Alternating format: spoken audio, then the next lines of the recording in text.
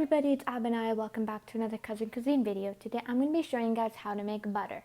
So let's get started. So what you're going to need for this is 1.5 cups of heavy whipping cream, half a teaspoon of salt, a mixer, a medium-sized mixing bowl, a spatula, and an airtight container to store your butter in. We're going to get started by first adding in the heavy whipping cream into the mixing bowl.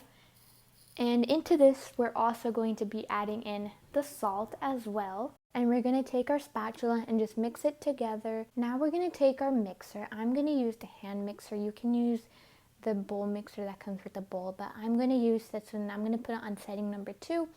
And I'm just going to whip this until the cream is like in a heavy consistency and it like doesn't fall out of the bowl, and also it will have stiff peaks. And this process will take about 7 to 8 minutes to get there. It is a long process, but it's worth it at the end. Alright, so we got our stiff peaks now, and this is what it looks like. I am going to show you exactly what stiff peaks are in this recipe.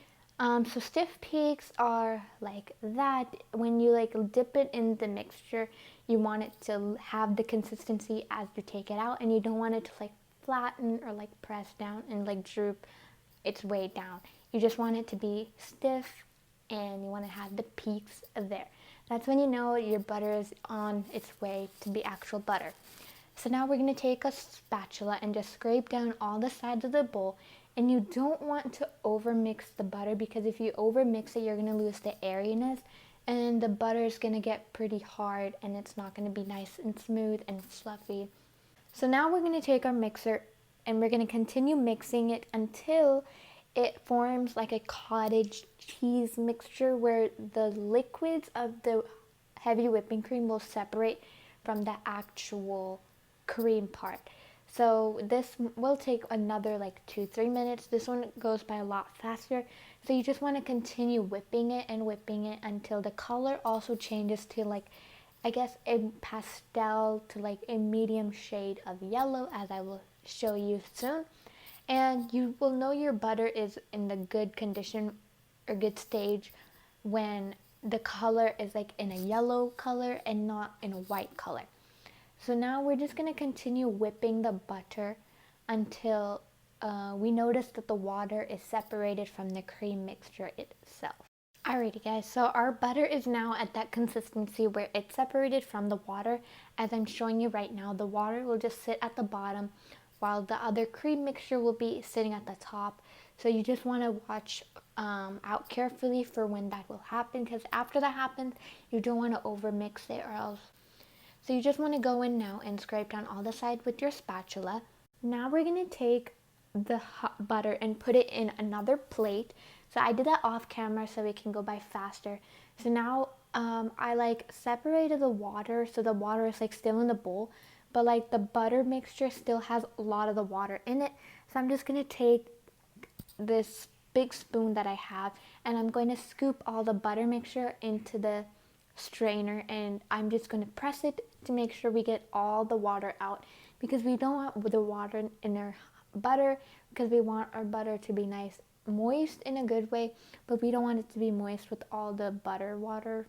Alright, so I got another plate now, and I'm going to scoop all the butter into that plate, and on this plate I'm going to mold the butter into the shape I want. So if you know what a normal butter stick looks like, obviously it's like rectangular prism shape, but I don't want mine to be that shape. I'm going to make mine like in a cube shape, I guess. So how to do that, I'm just going to take an offset spatula and just like, I guess like press it and like mush it and combine it together until it forms your desired shape.